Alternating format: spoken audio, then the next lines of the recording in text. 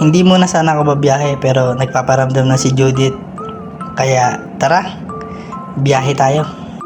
Heto nga pala, una kong pasahero. Biyaheng Makati to Pasay. Siyempre, ang daan, Hilpuyat. Nakarating na rin kami sa aming destinasyon dito sa Malibay, Pasay.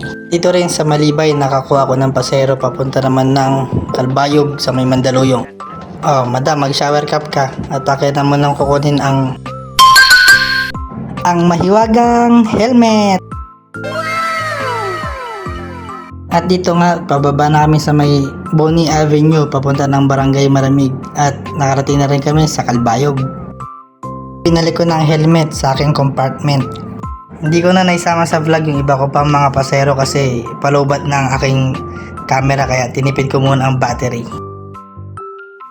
At habang traffic pa uwi, malaking shoutout muna kay Boss Aldrin Yape Papa Reels, kay Boss Joey Oliver Jr. Mapagmahal 2.5 at kay Boss Alan Dale Muti Oviedo.